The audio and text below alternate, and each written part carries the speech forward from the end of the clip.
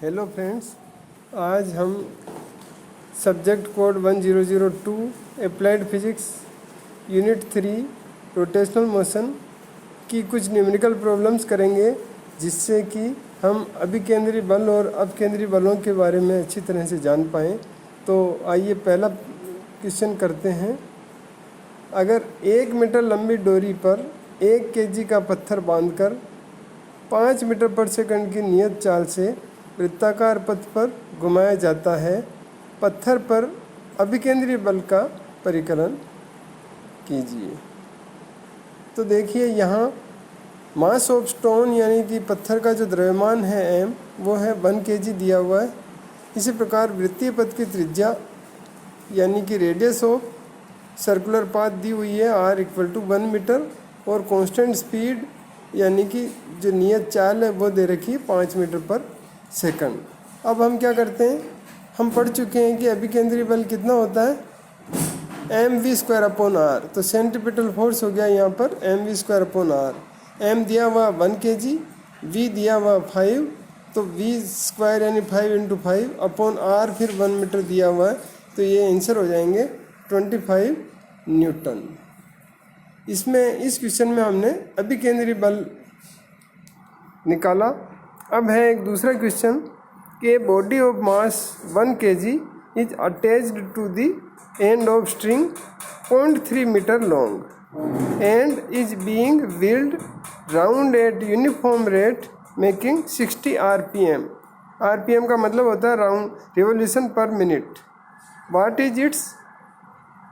पहला है linear velocity, then centripetal acceleration and centripetal force. 3 हमें ज्ञात करने हैं कि अगर एक पत्थर पत्थर या कोई भी वस्तु जिसका मास 1 kg है, उसको हम एक रस्सी जो कि 0.3 मीटर की है, 30 सेंटीमीटर लंबी रस्सी के सिरे पर बांध दिया है और उसको घुमाया जा रहा है। किस रेट से? हॉरिजॉन्टल प्लेन में 60 rpm से हम घुमा रहे हैं। तो उसमें हमें उस वस्तु की लीनियर वेलोसिटी यानी रेखिक वेग, अभिकेंद्रीय त्वरण और अभिकेंद्रीय बल ज्ञात करना है हमें। तो इसमें हम देखिएगा r = हमें दिया हुआ है 0.3 मीटर और n कितने हैं, फ्रीक्वेंसी है इसकी 60 rpm। तो मैं 60 रिवोल्यूशन पर मिनट लिखता हूँ इसको, और मिनट की जगह 60 सेकंड कर देता हूँ। तो ये 60 रिवोल्यूशन पर 60 सेकंड हो गया, यानी कि 1 रिवोल्यूशन पर सेकंड हो गया, 1 रिवोल्यूशन हो गया पर सेकंड। तो n हो गया इसमें 1। तो एंगुलर फ्रीक्वेंसी ओमेगा होगी यहाँ पर 2πn = 2π × n की जगह 1 हो गया, इसलिए ये 2π हो गई। अब देखिएगा कि मैंने जब रैखिक वेग और कोणीय वेग में संबंध निकाला था हमने लीनियर वेलोसिटी और एंगुलर वेलोसिटी में, तो लीनियर वेलोसिटी v कहा था हमने ω/r होती है। यहाँ पर ओमेगा 2π आ गया और r दे रखी 30 सेंटीमीटर यानी 0.3 मीटर, तो ये आ गया 2π × 0.3 यानी 0.6π आ गया आपके पास। अब सेंट्रीपिटल एक्सेलरेशन के लिए हमने डिराइव किया था फॉर्मूला अभिकेंद्री त्वरण का v²/r। ac दिया हुआ है v²/r यानी कि 0.6π, जो वेलोसिटी है उसका r दे रखा 0.3। तो मैं इसको कैलकुलेट करूँगा तो आ जाएगा 11.83 मीटर पर सेकंड स्क्वायर। अब आपको निकालना सेंट्रीपिटल फोर्स यानी अभिकेंद्रीय बल। तो ये कितना है, mv²/r होगा बल, क्योंकि द्रव्यमान इंटू त्वरण होता है। तो द्रव्यमान m है और त्वरण अभिकेंद्रीय त्वरण यानी m × ac। m है 1 kg और ac है 11.83। इस प्रकार अभिकेंद्रीय बल आ गया 11.83 न्यूटन। ये दोनों क्वेश्चंस में हमने क्या निकाला है, अभिकेंद्रीय बल या अभिकेंद्रीय त्वरण, ये चीज़ें निकाली है। अब एक क्वेश्चन मैं करता हूँ अपकेंद्रीय बल का। इसमें क्या है देखिए कि क्वेश्चन नंबर 3 है, the roadways bridge over a canal is in the form of an arc of radius 9.8 metre. What is the maximum speed with which a car can move without leaving the ground at the highest point of it? तो highest point के ऊपर ये question जो ये कह रहा है कि एक ब्रिज बनाया हुआ है कैनाल के ऊपर एक ब्रिज है जिस पे कोई व्हीकल जा सकते हैं, वो किस फॉर्म में है, एक आर्क की फॉर्म में है, सेमी सर्कुलर बना हुआ है, जिसकी रेडियस है 9.8 मीटर। ये डायग्राम में दिया हुआ है, आपको देखिए। ये कह रहा है कि कितना तेज चले वो कोई भी व्हीकल कि वो उसके छूता रहे। आप सोचेंगे कि क्या तेज चलने से ये हवा में उड़ने लगेगा? इसका मीनिंग ये है कि अगर ये सर्कुलर मोशन में है तो उसके ऊपर अब केंद्रीय बल लग रहा है, वो भी mv²/r है, क्योंकि हमेशा अपकेंद्रीय बल भी अभिकेंद्रीय बल के बराबर होता है। तो यहाँ अपकेंद्रीय बल कितना लग रहा है? mv²/r।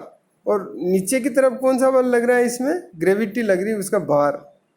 तो देखिएगा कि अगर वो तेज होता है तो इसके ऊपर बाहर की तरफ बल बढ़ जाएगा। तो उस केस में क्या होगा कि जितना भार है उससे भी ऊपर बल होगा, तो वो इसलिए वो उसको टच नहीं करेगा।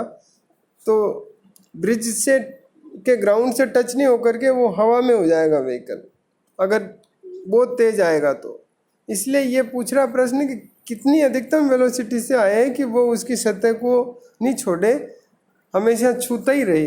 तो हमेशा मैक्सिमम ऊपर इस पोजीशन में जो है सेंट्रीपिटल फोर्स आपके सेंट्रीफ्यूगल फोर्स है, अब केंद्रीय बल mv²/r ऊपर है, और नीचे लग रहा है आपके mg। ये दोनों बराबर होंगे तब तक तो ये टच रहेगा, और अगर ऊपर अब केंद्रीय बल ज़्यादा हो जाएगा ग्रेविटेशनल फोर्स यानी mg से, उस केस में वो ऊपर ये टच नहीं होगा, क्योंकि वो बैलेंस नहीं हो रहे हैं फोर्स। ऊपर की साइड में नेट फोर्स बच जाएगा, इसलिए वो उसकी सतह पर टच नहीं होगा, दुर्घटना होने की संभावना रहेगी। तो हम अधिकतम वेलोसिटी निकालना चाहते हैं। तो यदि कार ब्रिज की सतह को नहीं छोड़े, इसके लिए आवश्यक है कि अब केंद्रीय बल यानी कि सेंट्रीफ्यूगल फोर्स गुरुत्वाकर्षण बल के बराबर हो। यदि इससे भी तेज गति से वाहन चलेगा तो क्या हो जाएगा?